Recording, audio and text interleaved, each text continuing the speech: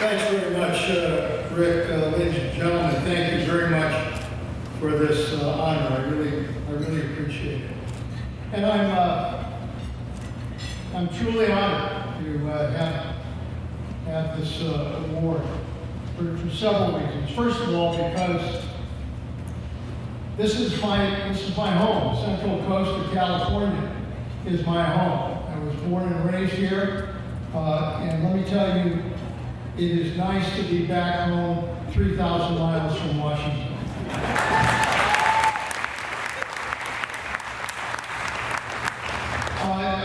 I was, as a young boy, had a chance to come up this way with my parents, visiting the boardwalk, learned how to swim in the saltwater plunge that was here once upon a time. Came here as a student, came here as a lawyer, and then obviously represented this area in the Congress. And the one thing I learned from that experience is that the people of the Central Coast are really one family. We are all tied together. First, we're bound by the great history that we all share in this area. We're bound together by the diversity of our population, the diversity of our economy, tourism, agriculture, small business. It's always been, I think, a wonderful combination of people who work in different areas that have been part of the great wealth of this area. And perhaps most importantly, we are bound together by a great love of the beauty of this area. Our Monterey Bay, and I have to tell you, one of my proudest achievements was having that bay set aside and protected as a national marine sanctuary.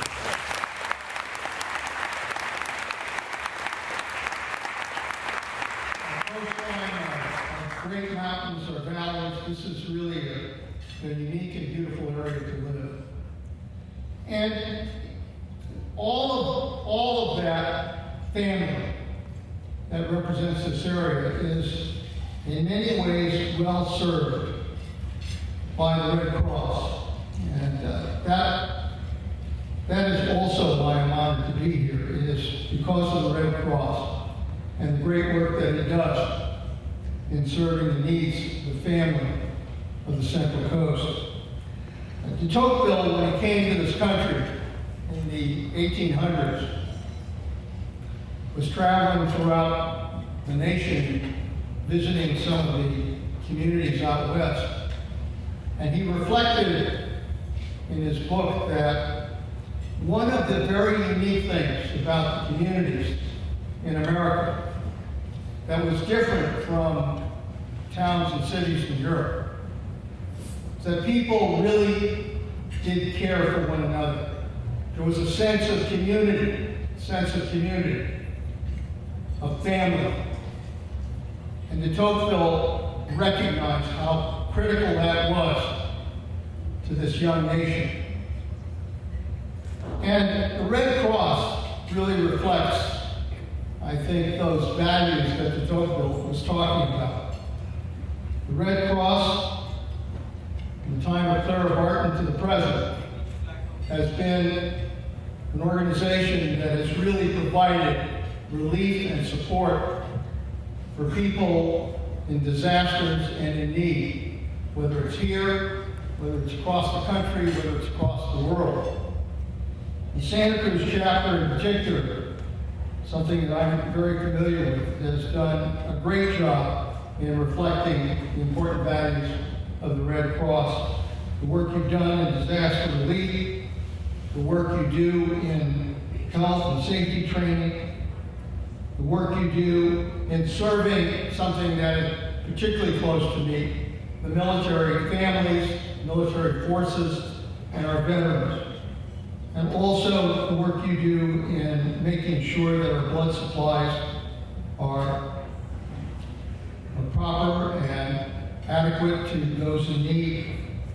Your CNA certification and the International Humanitarian assistance that you engage in. This is a chapter that really, I think, goes out of its way in its dedication to the community. And I experienced that, and many of you experienced it during the Loma Prieta earthquake. That was an event that I think few of us will ever forget, those of us that lived through that. And I think like any disaster, you always remember where you were at. At the time when that earthquake struck, I was back in Washington, and I was gathered with some colleagues, and we were getting ready to watch the World Series. And my wife was actually at the World Series with our youngest son, Jimmy. And Jimmy had just come across the Bay Bridge. I think he was at UC Davis and was driving across the bridge to meet my wife and his mother at the ballpark when the earthquake struck. And obviously, it was an earthquake that the entire world was witness to on television. And when it happened, obviously my first concern was Sylvia and Jimmy and what had happened with them. It wasn't until later that evening that we finally got in touch. It was no cell phones, no Twitter, no Facebook, none of the other crap that people deal with. So we were left to wait until some phone lines, could connect us, and we were able to do that. And then the next day, I remember calling the White House, and the White House set aside a plane for members of the delegation to fly out the very next day to come out here. And I was here in this area the day after that earthquake hit. And in many ways experienced the shock that we all felt. The shock of lives that were lost. We lost 6 lives in this area.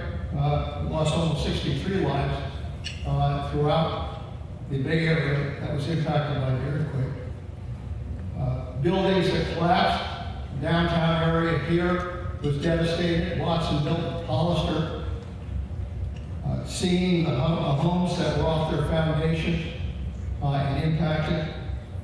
No water, no electricity, bridges that had collapsed, transportation systems that had been disrupted. It was truly a shocking event. And the biggest earthquake on the San Andreas Fault since 1906.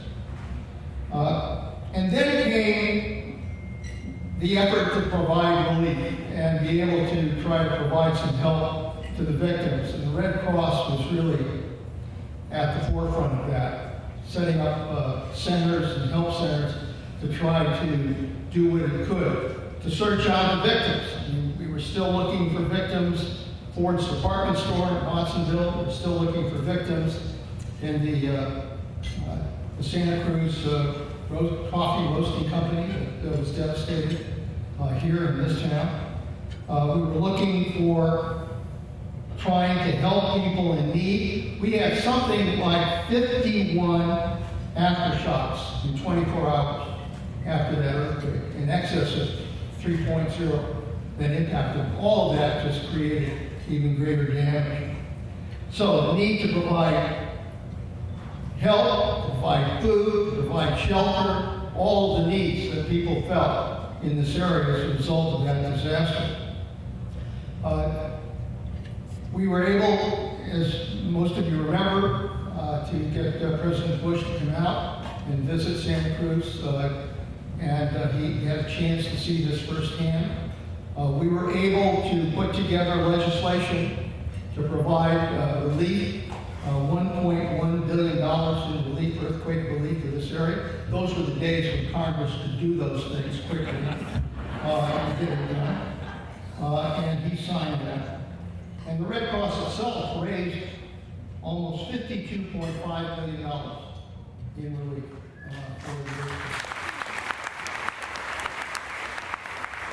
And then it came the rebuilding effort, and that is the toughest slog of all, was the effort to rebuild lives, to rebuild homes, to rebuild businesses and buildings, and go through that. And, you know, what we immediately ran into was the bureaucracy of a number of different agencies that all had different jurisdictions, that were all stovepiped and doing their own thing. And people were frustrated, and as with every disaster, you start with shock, it turns to anguish, turns to frustration, and then it turns to anger when you can't get the assistance that you need.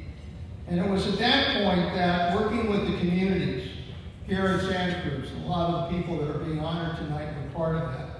But here in Hollister, one of the things we did was we immediately put all of the agencies in one room so that they couldn't bullshit each other. And they were there, and so every time we had an issue, whether it was transportation or trying to provide housing care or trying to provide SBA assistance or all the other needs, they were there, and they had to respond. And we did that. We had those meetings every Saturday for a number of months. I remember Sylvia and I coming up to the meetings here, then we would go over to the same meeting over in Hollister with the agency heads, working together with the community to try to provide the relief that was necessary. And it became a model, I have to say, for FEMA. FEMA said what was put together here really represented an important model of how you coordinate between the various agencies in providing relief.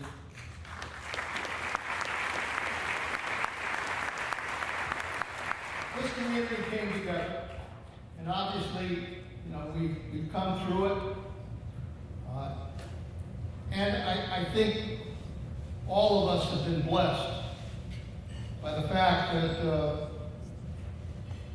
most importantly, this community and all the leaders in this community were willing to come together and work hard to put this town back on its feet, put Watsonville back on its feet. Same thing with Hollister and with other areas.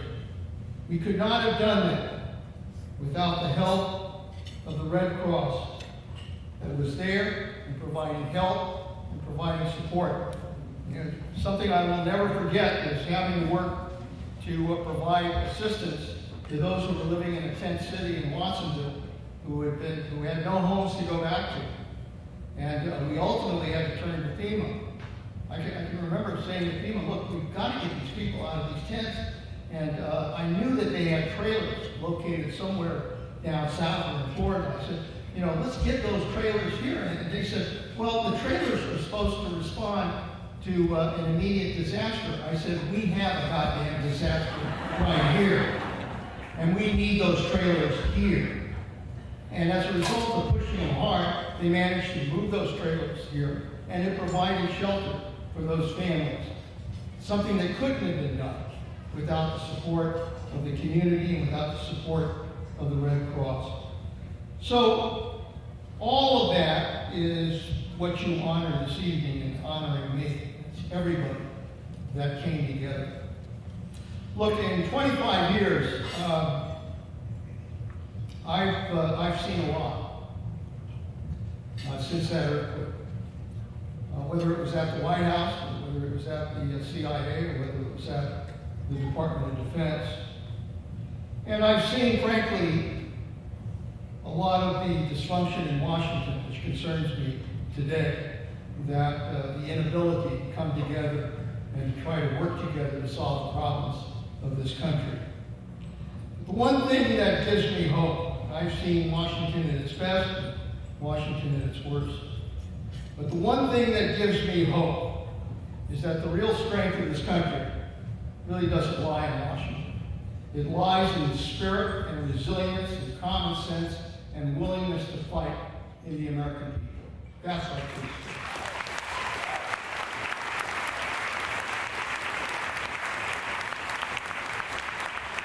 And I've seen that strength in the men and women that serve this country in uniform, that are willing to put their lives on the line in order to fight and die for this country. I've been to the battlefields.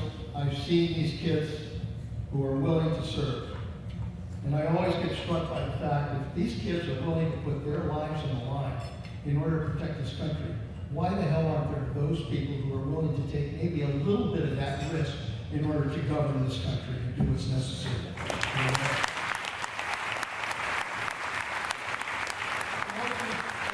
The most important place I see those values is in the Red Cross and the great work that the Red Cross does, because it reflects those values of dedication, of commitment, of caring, of working with each other to try to help each other when we're in need. And as long as those values are there, then I know America will be okay.